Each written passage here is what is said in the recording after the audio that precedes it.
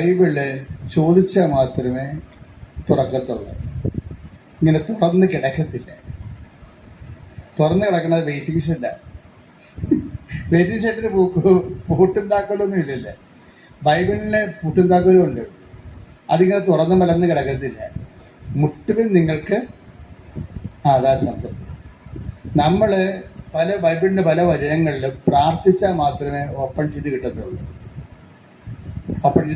അതുകൊണ്ട് നിങ്ങൾക്ക് സംഭവിക്കുന്നത് നിങ്ങൾ ബൈബിൾ വായിച്ചേക്കാം, അതിനെപ്പറ്റി ബൈബിൾ വായിക്കണം എന്നല്ല പറഞ്ഞത്, വായിച്ചേക്കാം ഇങ്ങനെ വായിച്ചുകൊണ്ടിരിക്കും. അങ്ങനെ ഓപ്പൺ ചെയ്യത്തില്ല.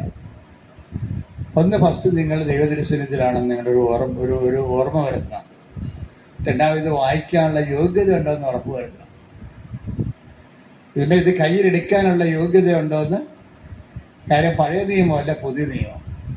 പുതിയ നിയമത്തിലെ ഓരോ വാക്കും അങ്ങേരുടെ രക്തം കൊണ്ട് കഴുകിയ വിശുദ്ധ ശക്തമുള്ള വചനങ്ങളാണ്. കാര്യം അതിനെല്ലാം അങ്ങേര് രക്തം ചിന്തിട്ട് സീൽ ചെയ്തിട്ടുണ്ട്. പഴയ നിയമം വായിക്കുന്ന പോലെ പുതിയ നിയമം വായിക്കാൻ പറ്റത്തില്ല. പുതിയ നിയമം വായിക്കണമെങ്കിൽ മുട്ടിൽ നിന്ന് വായിക്കേണ്ടി വരും.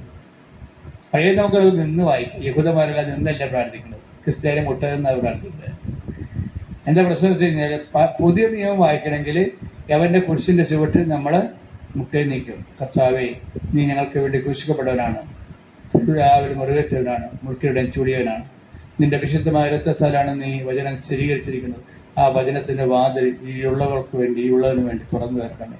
ശ്രുതികട്ടെ. ഹല്ലേലൂയ.